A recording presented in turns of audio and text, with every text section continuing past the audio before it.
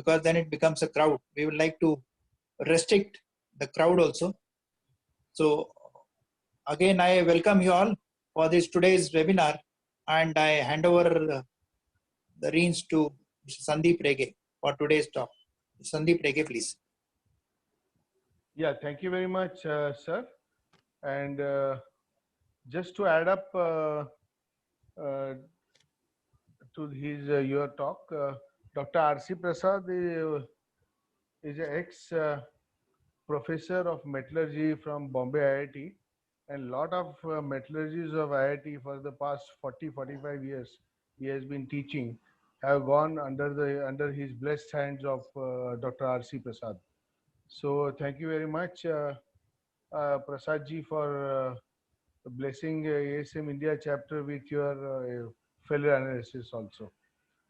So over now to start with the today's talk, Mr. Rajesh Rao, he's been the assistant manager in Mahindra and Mahindra automotive sector, Mumbai. He's a BTech metallurgy, having 8 years of experience in the field of heat treatment, metallurgical lab, and process development. He has worked with automotive industries like Mahindra and Mahindra, reputed bearing manufacturers like NRB and Schaeffler. These are the bearing manufacturers who are the mainstream bearing manufacturers in autos. And this ASM India chapter has a endeavor to give chances to the youngest of the metallurgists to talk and give this forum to talk and to introduce themselves to the industry. So this is one of that time when the young Mr. Rajesh Rao will be talking about the metallurgy. The session will cover the different aspects of metallurgy of case hardened steels, measuring equipments, and their working principles. It will also include different microstructures observed during the process flow of the steel. Here, with the limitation of time, for the paucity of time, he will be only limiting it to the case hardened steels and mainly carburizing steels. So over to Rajesh. Best of luck and joyful evening to all of you. Thank you, sir, for a wonderful introduction, and good evening to everyone. Thanks ASM India chapter for this wonderful opportunity. And today's topic is the metrography of case hardened steels, as mentioned. So actually, as metrography, it's a huge topic to discuss, but within this short span of time, it's not possible to discuss about the metrography. So we are generally going to discuss about the industrial metrographic application, not the theoretical part. So actually, today's session is very much helpful for the young engineers or not metrologists, but those are the experienced one. It's just the refreshment session for them. So now we are going to our content for today's content.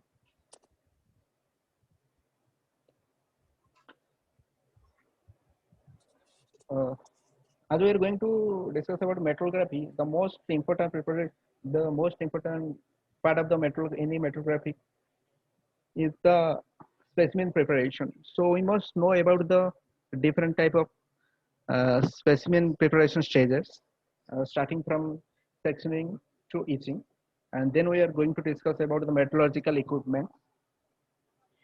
Though there are various metallurgical equipments are there, due to time constraint, we are going to discuss about the Rockwell harness tester, Vickers harness tester, microscope, the basic working principles of this, and what type of standards are related to this type of harness tester and metallurgical equipment. Next, we are going to discuss about the case hardened steel microstructure, majorly on carburizing steel microstructure. What are the acceptable microstructures and what are the not acceptable microstructure? If it is not acceptable, then what are the causes behind it? So, and what are the actions to be taken so we can avoid this type of unwanted microstructure? Next, we are going to discuss about the grinding defects, different type of grinding defects, and what are the probable causes of the grinding defects, and what are the precautions to be taken during the grinding operation so we can avoid the different type of grinding defects. And last but not least, we are discussing about the case hardened steel raw materials inclusion and grain size. What are the importance of these inclusions and grain size? And what are the acceptance criteria? And what are the ASTM standards to be followed to analyze this type of inclusion and grain size? So this is all about the today's content. Now we're going to our topic. So actually, if you're talking about the metrography, actually metrography is the study of the microstructure of all types of metallic alloys. It can be more precisely defined as the scientific discipline of observing and determining the chemical and atomic microstructure and distribution of grains, constituents, inclusions of phases in the metallic alloys as well. And if you're talking about the microstructure analysis, generally the microstructure analysis is used for this quality control, failure analysis, and research methods to determine this type of defects or failure analysis. So microstructural analysis is generally used to help in the quality control method to determine whether the structure is acceptable or not. So this gives us the idea which type of material is accepted or rejected. In the failure analysis part, actually in the microstructural analysis used to determine, helps to determine actually what types of failures are occur due to which type of defect, whether it is the incorrect material selection or the improper processing of the treatment. So from the so microstructural analysis helps in the failure analysis in this point of view. If you're talking about the research studies, it's actually generally used to determine the different type of microstructural changes during the different type of heat treatment, different type of chemical treatment process. Apart from that, if you are talking about the general metrographic application, theoretical application, actually metrographic application generally determines the grain size and growth, the intermetallic fixed microstructures, the carbide formation of surfaces, and if there are any inclusions are present or graphite structure in cast irons also helps to determine that through metrography. So this is a very important part of the metrographic preparation. We are going to discuss about the specimen preparation. Actually, the specimen preparation is an important part of metrography. A specimen must be appropriately prepared to ensure the correct observation and the interpretation of the microstructure. So the specimen must have the basic requirements. If we're talking about it, must be deformation free, and the specimen must be flat in nature, and the specimen must having there no thermal damages, and the specimen must have also scratches free as well. So now we are going to discuss about what are the basic specimen preparation methods and what are the basic steps uh, to prepare a specimen. Starting from sectioning, mounting, grinding, polishing, listing. Uh, Now we are in the next slides. We are going to discuss about each one of the one by one, starting from section. So this is the sectioning machine. Actually, sectioning is the first step in the overall process of sample preparation. So sectioning of the test sample is often careful to avoid actually then altering the microstructure of the materials because of the overheating during the sectioning of the parts. So it's very important to use the coolants during the sectioning operation. Otherwise, if materials or specimens are overheat, maybe during the microstructure analysis, we may get different type of microstructure. Wrong interpretation of microstructure we may get. So we must have to be avoid this type of overheating. Actually, generally abrasive cutting wheels are generally used for the sectioning process.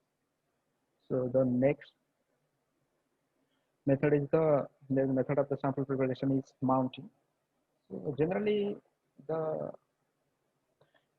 dexterity type of testing, we have to cut the samples. So that's why the small sample pieces can be difficult to hold safely during the grinding and polishing operation.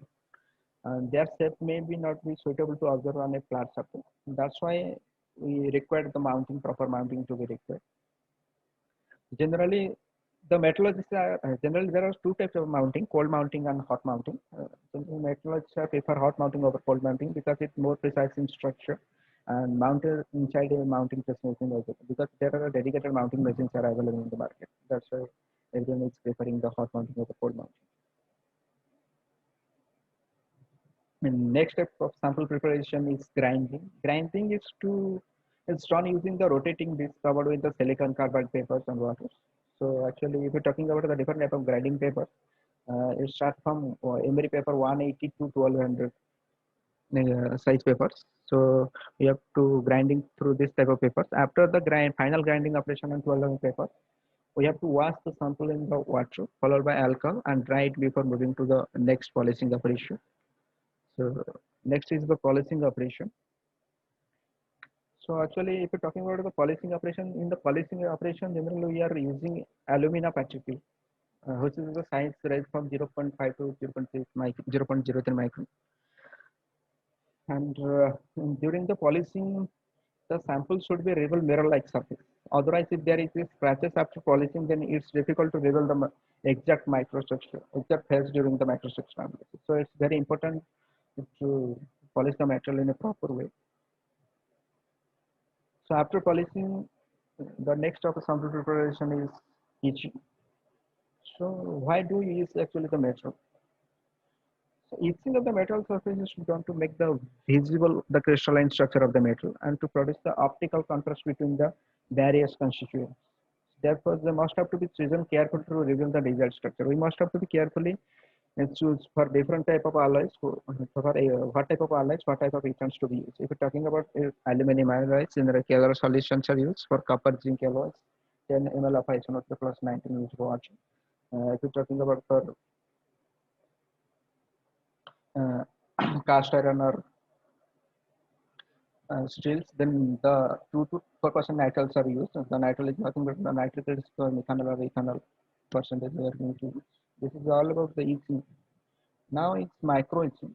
Actually, if you're talking about the macro etching generally enables the investigation of the sample surface by eye or in magnifying glasses and magnification up to 25 days.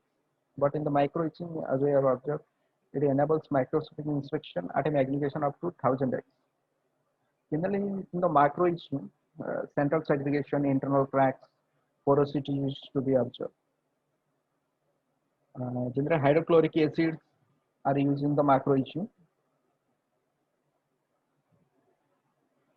This is all about the specimen preparation stage.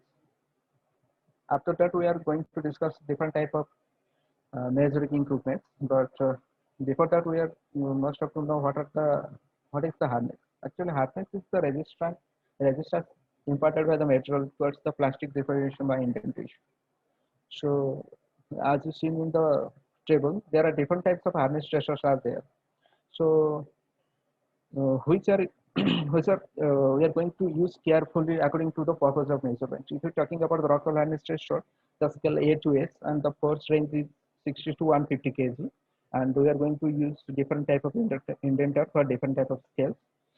Uh, like a diamond indenter 1 by 8 inch ball and 1 by 16 ball. For A to or C scale, we are using diamond indenter for the Rockwell hardness stressor. Similarly, for Brennan harness, the force range varies from specification is 500 to 2000 kg, and the indenter is 5 mm or 10 mm ball. Similarly, for the Vickers harness stressor, a 10 gram to 50 kg diamond pyramid indenter scale. Similarly, loop, more slip. So as you seen in the table, for different types of harness stressor, the force range and the indenter is different because the purpose of measurement is different. So, right now, we're discussing about the Rockwell harness testing. Actually, Rockwell harness is a method of harness testing that simply relies on the metal's resistance to indentation. It's a specific load application and a specific indent. Actually, it has two load system. Generally, we're talking about the light load and the major load. Generally, according to ASTM E18 standard, we are measuring the Rockwell harness. So in this table, we are, as seen, for different type of Rockwell scales, we are here mentioning which type of materials we are able to check. For if you're talking about the SRA scale, then thin seals or cementine carbides, cemented carbides are able to check in the SRA scale. For HRAB scale, we are able to check alloys of copper and aluminum. For HRA scales, all the materials having hardness greater than 100 SR, we are able to check. For HRD, malleable iron and the case iron steels, we are able to check. Similarly, for HRE, alloys of magnesium and iron. For HRA, soft steel metal, which are the thin in size, we are able to check. For HRAG, beryllium and bronze size. For HRAK, plastic and all the bearing material. So, if you're talking about why there are different types of scales are used, because this is the purpose of why we are going to use different scale in the Rockwell harness tester. Because we are not able to check all types of material in one scale. That's why the variation scale are there. Next is the micro Vickers-Hardness ratio. If you talk about the Vickers-Hardness test, actually it is a test to perform to measure the hardness of a material. Specifically, the thin section and small parts are able to check in this Vickers-Hardness test. Generally, ECD is to be checked in the Vickers-Hardness test. If you're talking about ECD, then ECD is actually the effective case depth of the material. And ECD is actually the perpendicular distance from the surface towards the core where the specimen where in the specimen where we are getting the hardness 5 PhD. So if the ECD is a very important parameter in case certain if in carburizing or carbonitriding, because if ECD is more or less, the the case certain cycles are more or less directly proportional to each other. So it's a very important parameter. For micro Vickers, if you are talking about the loop hardness tester, actually generally the loop hardness testing machine are used for the testing of thin layers, like coating particle for thin layer. Such as if you're talking about the coating thickness, you have to measure. Those are not able to check in the micro hardness tester. Those thickness is comparatively low, and those material are having brittle in nature also. We can't able to check in the micro Vickers hardness tester. We have to check in the loop hardness tester. So if you're talking about the Vickers hardness number, actually Vickers, what is Vickers hardness number? Vickers hardness number is nothing but it's a very formula for this particular Vickers hardness tester according to ASTM E384. It's 1.854 F by D square, where F is the applied load measured in kgf and D square is the indentation measured in the square in millimeters. So if you're talking about the right side of the image, there are this is the impression of the indentation after measuring. So we have to measure the diagonals. D1 is the x axis and D2 is the y axis. So the difference between these two diagonals, we are able to measure what are the effective state of the material.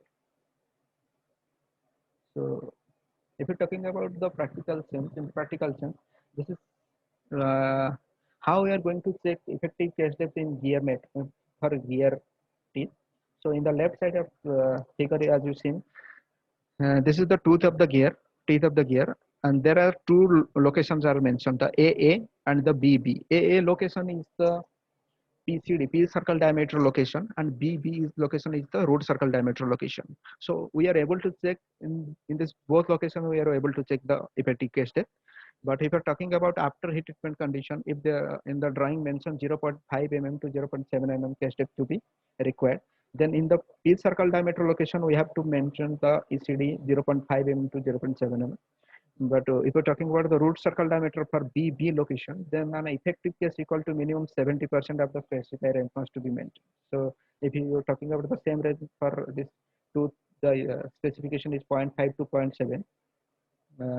Then the same in the root circle diameter, minimum 0.35 ECD is acceptable, because as we discussed, the effective case equal to minimum 70% at the root circle diameter.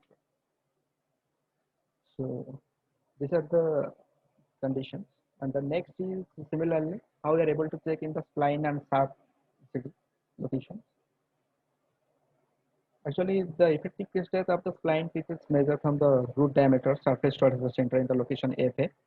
Similarly, in the gear tooth RCD root circle diameter location, where we are able to maintain the 70% of the specified range must to be maintained.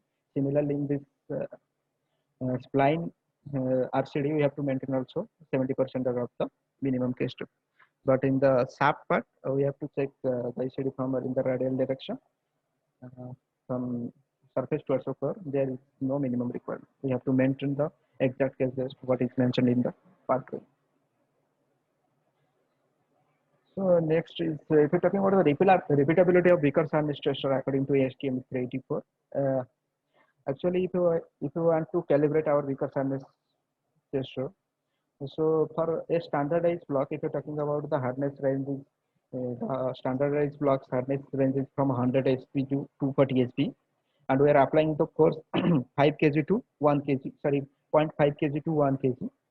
Then 5% error is acceptable.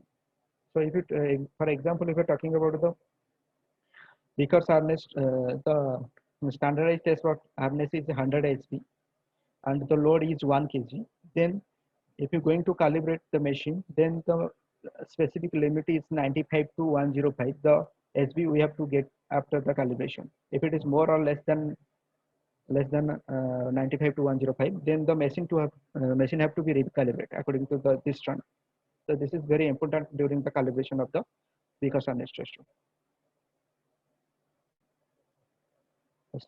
Next is actually the metallurgical microscope. So metallurgical microscope is the most important tool for the metallurgy for observing the microstructure and studying various types of metals or alloys. And if you're talking about the general working principle, all using the principle of examination by the reflection of light from the specimen. So if you're talking about the general application of metallurgical microscope, we are able to analyze the grain size and shape, the size, shape, and distribution, various phases, inclusions, and microstructure, and different type of mechanical or thermatic of the alloys. Also, we are able to check through the metallurgical microscope. Generally, there are 4 types of metallurgical microscope we use.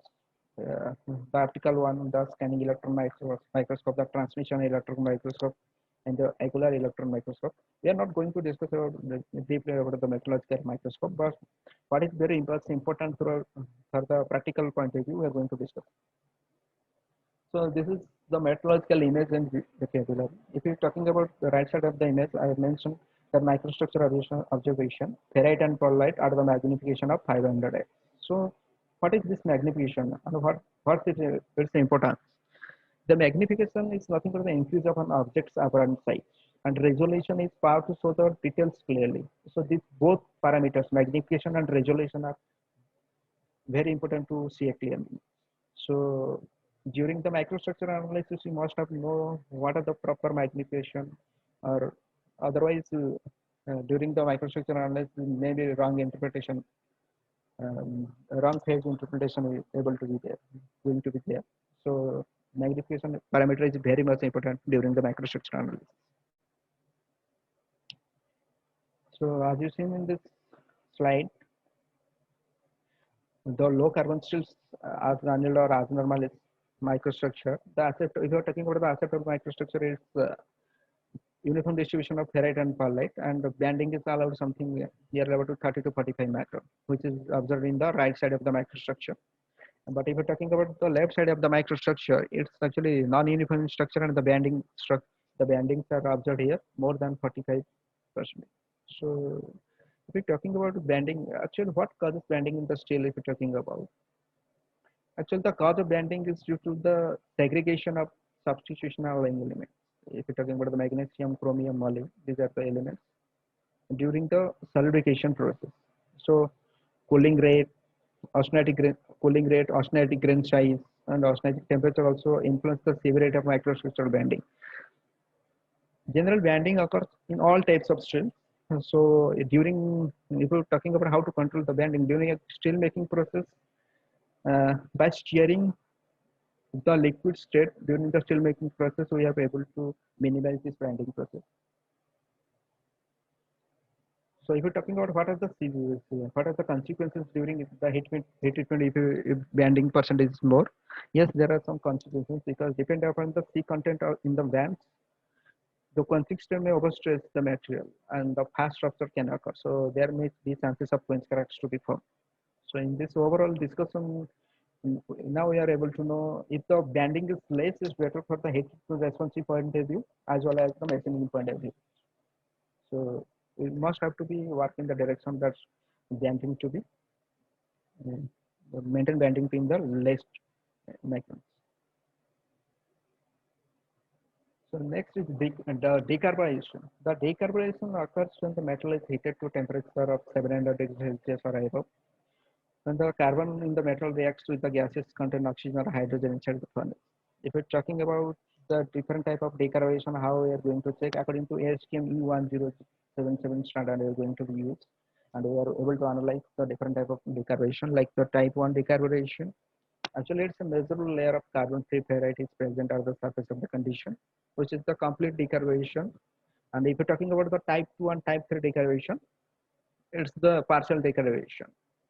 So why decarborization occurs in steel, if you're talking about, and how we are going to eliminate, if you're talking about, actually, if the moisture content in the furnace atmosphere is high, then there may be chances of decarborization to be occurring in the nature. And if there is air entrapping in the inside of the furnace, there may be the chances of decarborization. So if you're talking about the furnace point of view, so if maximum furnaces are having circulation fans.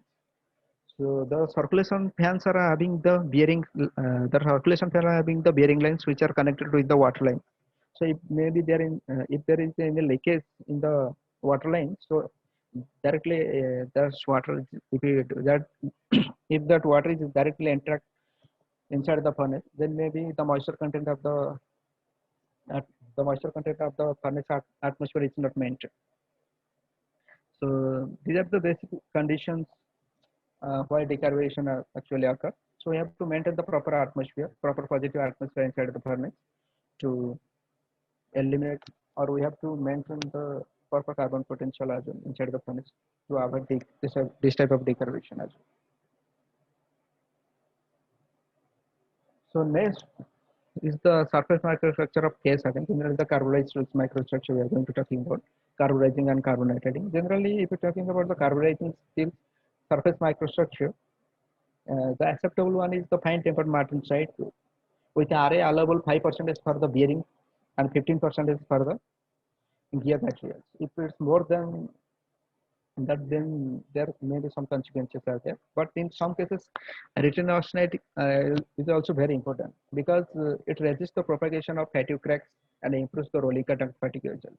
That's why that's why it's beneficial in certain applications.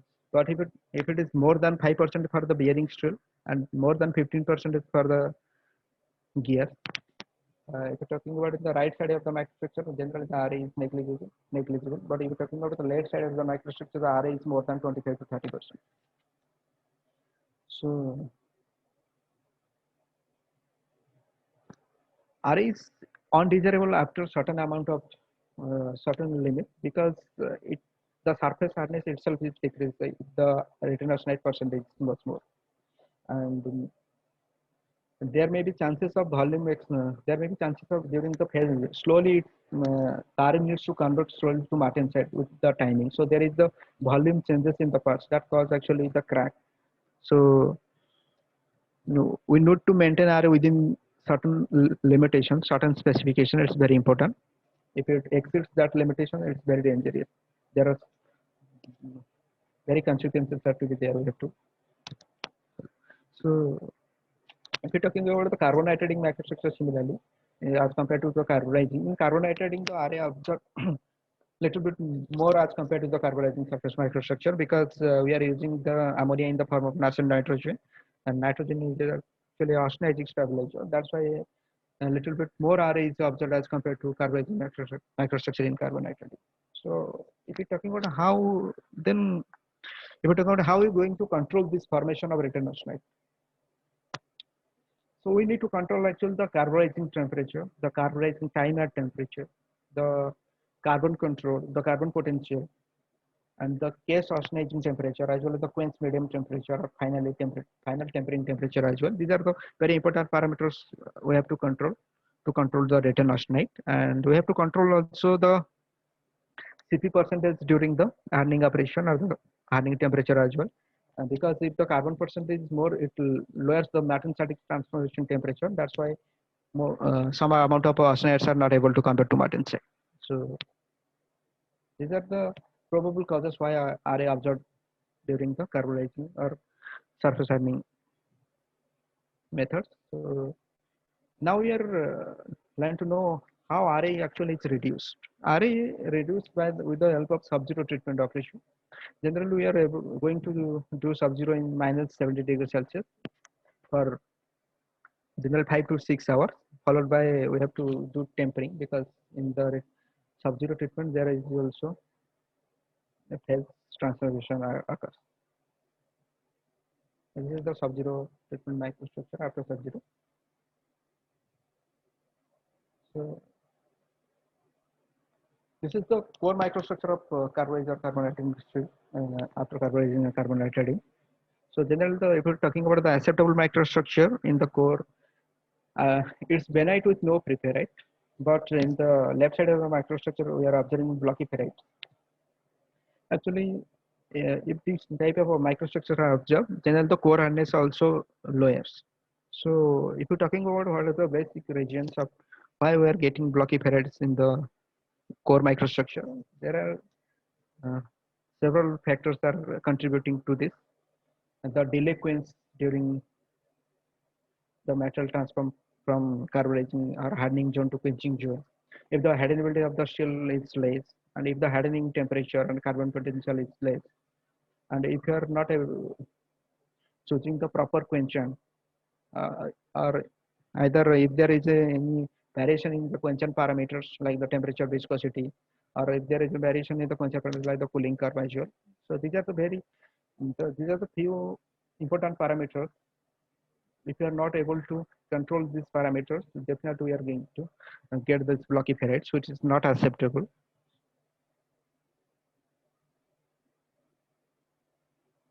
So next microstructure for yes, I'm still talking about the carbides. In the right side of microstructure, we are observing the fine dispersed carbides. In the left side of the microstructure, film or network carbides. Generally, if you're talking about the carbide, it's a not desirable microstructure. The maximum acceptable limit, if you're talking about the carbides, is 3%, but the carbide must be fine dispersed in nature. But if it is in the film or network carbides, then it's not acceptable. So why actually the network carbides are not acceptable? Because it can be troublesome during post hardening or post hardening manufacturing processes, like during the grinding. Maybe the surface hardness or surface brittleness is higher. That's why maybe chances of cracks to be observed. That's why film or network carbides are not acceptable. So we're talking about why these network carbides are observed in the material.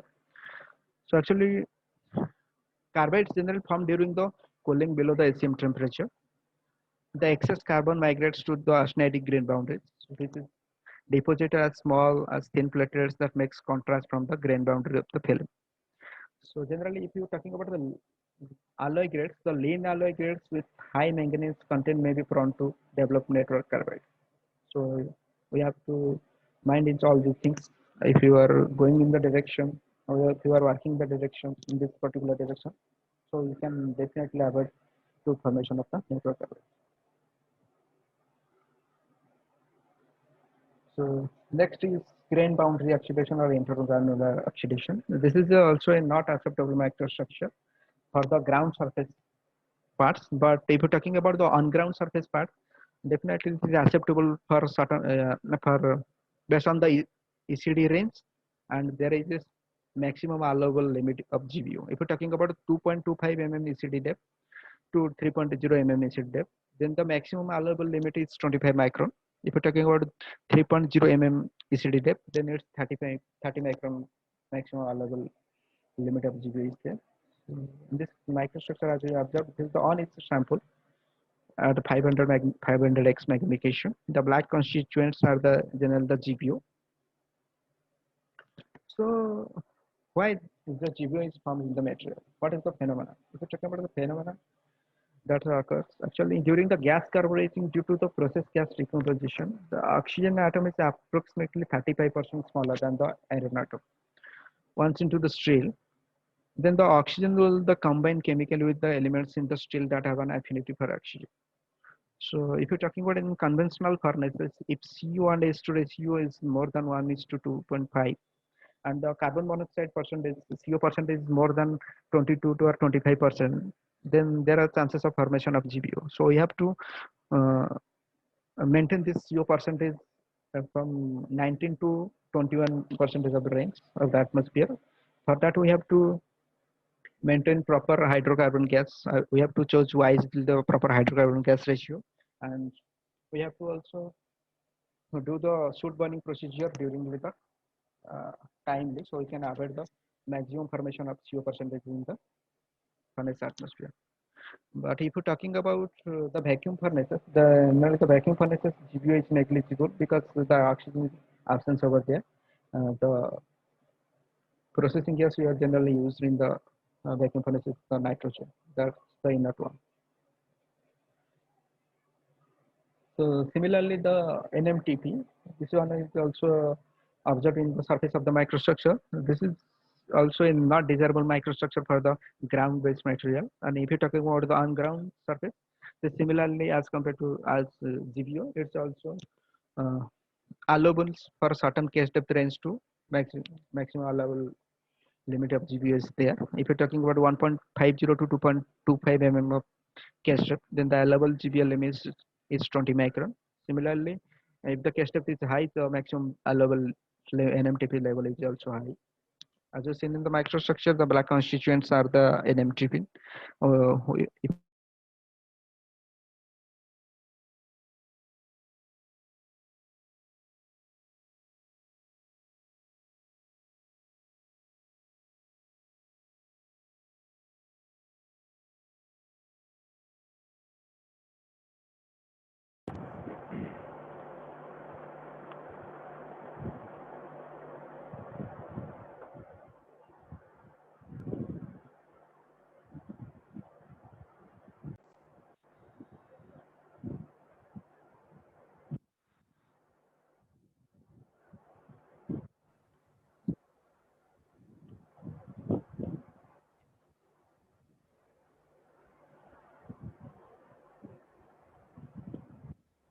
hello. Yeah, Rajesh, just give me a minute.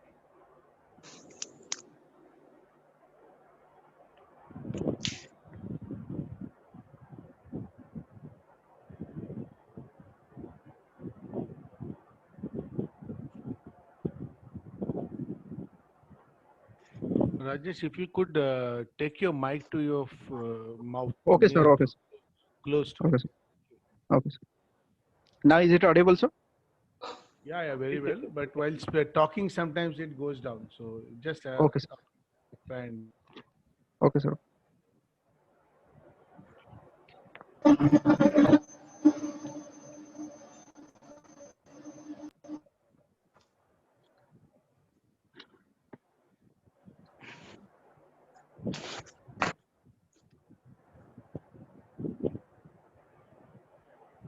what is the Rajesh, you issue, can sir? start, huh? Okay, sir.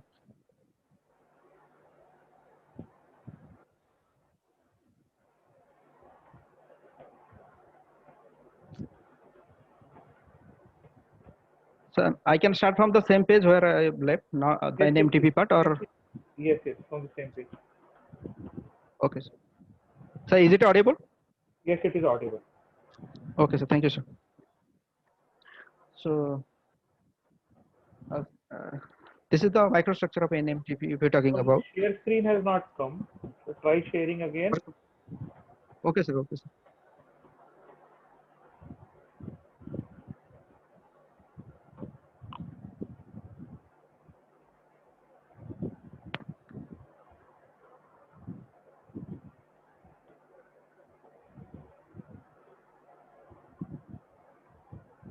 So now is it visible? It is coming. It has not yet come. Yeah, now it has come. Okay, sir. Thank you.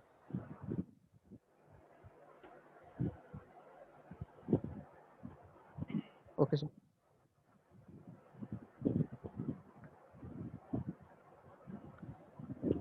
Yeah, start, Rajesh. Okay, sir. Actually, now we're going to talking about the NMTP. The NMTP is not acceptable for the on-ground for the on the ground surface of the materials, ground surface like material, but in the on-ground surface, it's acceptable. Depends upon the case depth. If you're talking about as on the mentioned in the table, for 0.75 mm case depth, the maximum allowable NMTP is 12 micron.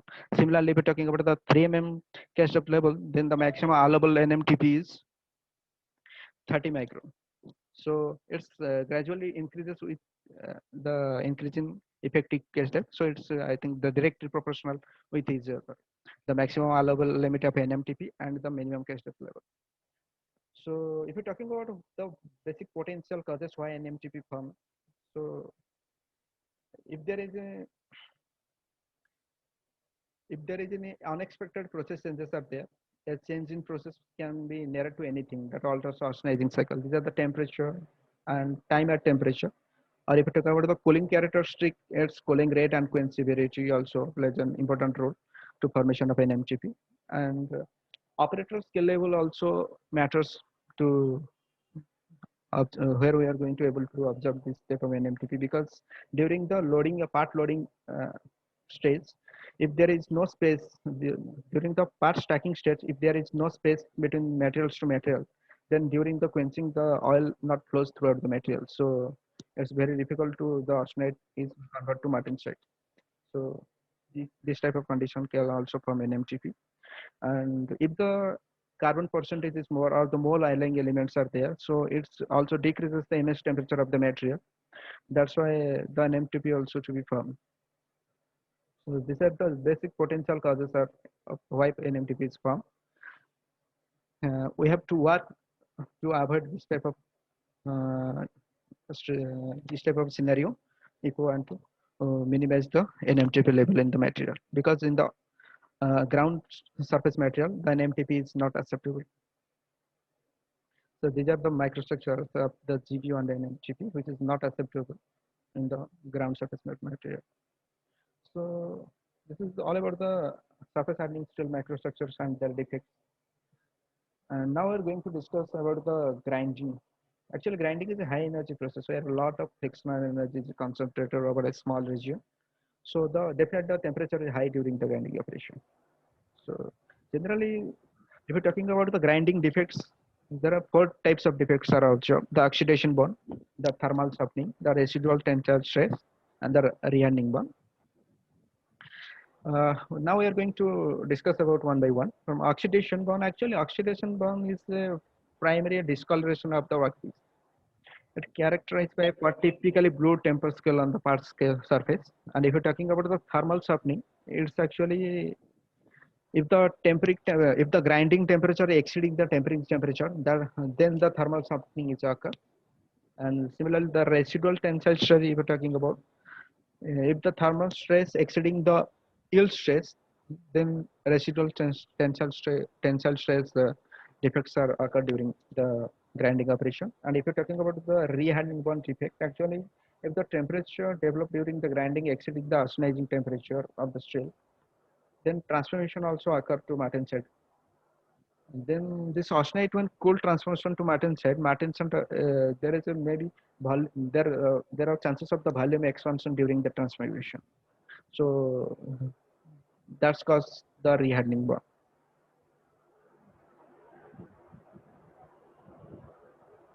So if you're talking about the why actually this type of grinding defects are observed, then the carbon equivalent factor is much more important factor, where we must have to maintain for all allying elements, it must be less than 0.252 percentage. If it is greater than 0.52 percentage, then the prone to Keynes distortion or grinding has to be observed. According to Dredd O'Neill formula, this is the carbon equivalent formula. We can able to calculate for any type of allying steels through this formula. So yeah, we have to maintain the carbon equivalent level less than 0.52 percentage to minimize the distortion level and to minimize the grind character as well. So if you're talking about how after heat treatment, how we are able to control the tendency, we have to also choose the proper quenchant methods if the carbon equivalent percentage is more than 0.52 percentage. So it's an important factor to that's what, because of this we are observing generally the grinding cracks. So next is the inclusion. Actually, inclusions in steels are is unavoidable, but we can try to minimize it. Inclusions are generally the non-metallic particles embedded in the steel matrix. So if you're talking about the different type of inclusions, a sulfide, aluminate, silicate, and globular oxides are there. So our general approach to convert this inclusion to globular form, so then they would not act as a stress reserve during the rolling application. And if you're talking about how you are able to going to check the inclusion in the steels, then this is the sample size, we must have prepared the sample 10 mm, 10 mm, and 20 mm should be cut.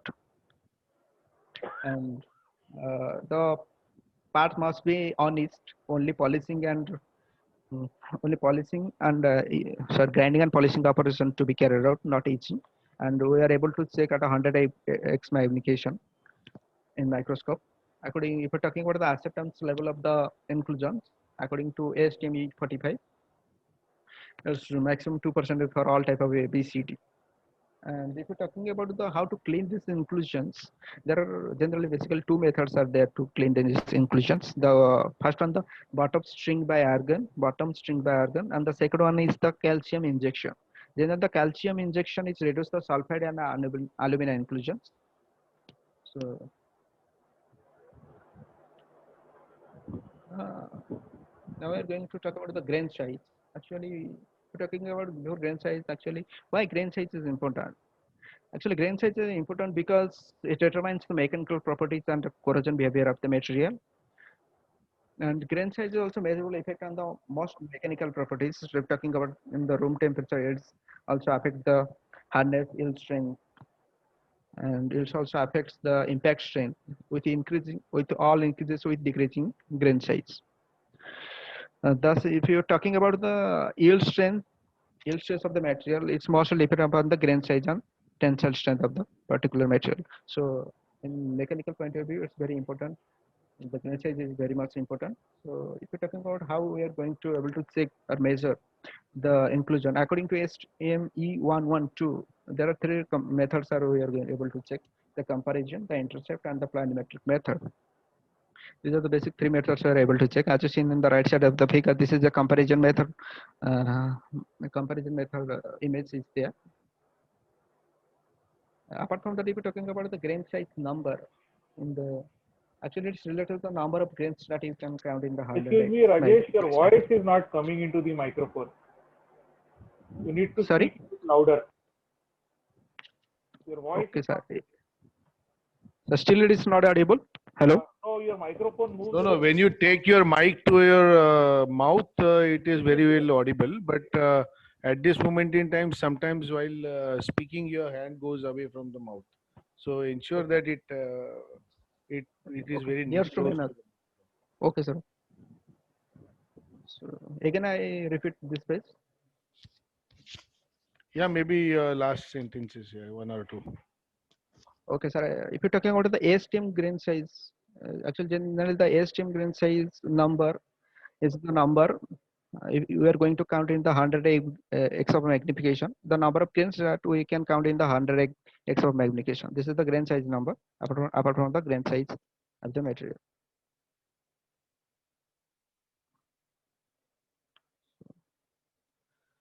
Next is how we are prepare the sample and how we are going to check the grain size. Generally, now we are just talking about only one method according to ASTM 112, the oxidation method. Generally, we take 100 milliliter of demineralized water and 10 gram of concentrated picric acid, and we have to take also wheels of solution around 10 to 15 milliliter. Then just stir. We are properly solution all these three liquids, and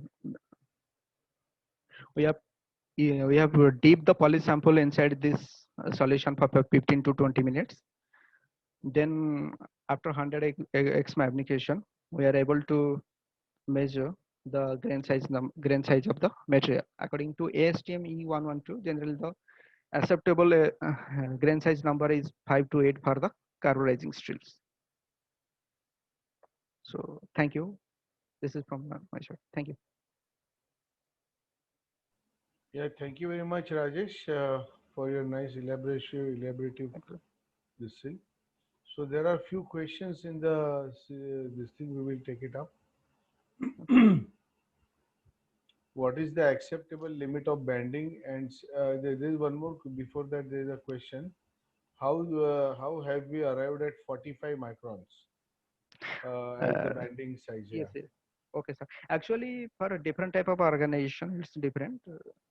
So the R&D team, R&D metallurgical team is decided what type of applications is there for the particular for their particular material. So depending on the application part, they are able to analyze how much the bending level must have to be acceptable. So it's different Yeah. actually. There is no particular standard actually. If Yeah. you're talking about So, so for Mahindra, it is 40 microns. Yeah. yes. What is the acceptable bending for thing? It is same. Generally, it's 40 microns Yes, yes. for medium carbon Sorry. steels as well. So, Amit Tiwari ji, that's your answer. Yeah. How to differentiate grinding cracks and quenching cracks? That's a question. Generally, it's very difficult to differ the grinding cracks and quench cracks if we're talking about. But the grinding cracks, as you mentioned, it's four types of grinding cracks are there. So if the last rehardening grinding cracks and quench cracks is more likely to similar to each other, but the other three are differs. So we can easily identify, as I mentioned, what are oxidation burn and what are the rehardening burn. Yeah. So Generally, just to add quenching cracks, it starts with the bigger this thing size yes. and goes The to initiation and at propagation is much yeah, more as compared to the propagation. yes. Yeah. How to determine the grain size of non-ferrous alloys having twin lines? You have Sorry, any sir. Actually, experience in this? Yeah. no, sir. Actually, I don't have any. Okay. Sorry. So we will, if I'll definitely go through it and let you yeah, we'll come back. answer Mr. Yeah. Tiwari ji. Yeah. Yes. Is grain size important after carburizing? Yes, grain size is important. As I mentioned, it's very important because whole mechanical properties of the material is depends upon the grain size, and it also affects the machining operation as well. And if you're talking about the din quality of the gears, the grain size is the major parameter Yeah. in the distortion point of view during the heat treatment. Yeah. For 0.85 case depth, case depth, Yeah. how much is RA allowed? What was your, if you can go For back to your table, yeah. For 0.85 case depth. No, sir. Actually, RA is allowable. Largely, I'm talking about for the bearing grades. It's allowable up to 5% maximum, and for gear parts, whether it is the case depth is 0.8 to 1.1, the same 15% RA is allowable. 15 micron. Yeah. Yes, 15%. sir. Okay. So 50%. What is unground surface or ground surface? Sir, on ground surface means after heat treatment, and ground surface means after grinding, the part grinding. I think banding you have talked about. Yes, sir. Banding during banding And because also after we have grinding, talked banding, about, yeah, banding decaps and generally the carbides are not available in the on the ground surface of the material, but in on ground surface it is available maximum up to the grinding. Yeah. The grinding, what is the grinding limitation, sir? Sorry, grinding levels are there. If it is 150 micron, then all these parameters have to be less than this. Yeah. For carburizing grades, grain size is revealed by Emquid-Ehan method. Is it right? That's the Grain question. size, sir, How if do you you're talking reveal the grain size? It's Emquid-Ehan method. That was the question of Vishal Deshmukh. if you're talking about how to, actually I don't have this idea, but Yes, sir. Suresh Kanoje here. Yes, it is right, sir. For case hardened steel, no, for austenitic grain size, to reveal austenitic grain size, it is revealed by McQuid EHN method, wherein the samples are carburized at the carburizing temperature and then slow cooled, and the grain size is measured. Yeah, thank you, Thank Suresh. you, sir. Actually, I don't have any idea. Yeah. How to distinguish carbides and retain austenite when measuring RA percentage? How to distinguish carbides and retain Actually, austenite? RA generally you are able to measure through X-ray refraction. So X-ray refraction is itself the distinguish between the carbides and RA. The carbides are, if you are talking about in the microscope, are visible. So carbides are generally globular in structure. RA in something like feather-like, Actually, this can be something distinguished little like structure. separately. Okay, that Amit Tiwari ji we have answered. Part with segregation can be rehardened and tempered to get desired hardness. Yes, if it is the banding, the segregation, if you're talking about the banding limit, then it's yes. After reactant temper, we get the result hardness. How to If the distinguish? Sorry, sir. No, because I think the questions, most of the questions we have taken. Could you please explain once again the inclusion minimizing methods? Yeah, Yeah. inclusion minimizing methods in general is the as I mentioned, the generally two stages. One is the bottom stirring by argon, and another one is the calcium injection. Calcium injection reduces the sulfide and alumina inclusions. Okay, I think all the questions have been answered. There is a Sir, Dr. Suresh here. Sandeep Can I Rege. ask one question? Yeah, please. Yes, sir. Go ahead, Suresh. Yeah, thanks a lot, Rajesh. Rajesh, for Thank you, your sir. very good presentation, and you were correlating also microstructure with process issues. Thank you, sir. I have Thank you. just a clarity, maybe not a question. You have shown NMTP and GBO maximum specification as per the case JEP, Yes, but I sir. could see both of these specifications were same. But actually, I think it cannot be same, since NMTP is generally the this is the intermediate products associated with the IGO. So normally NMTP is 2 to 4 This is relative. micron more than the actual IGO. Yes, sir, you are But right. in your specification, both are looking same. Is it a mistake or any clarity on that?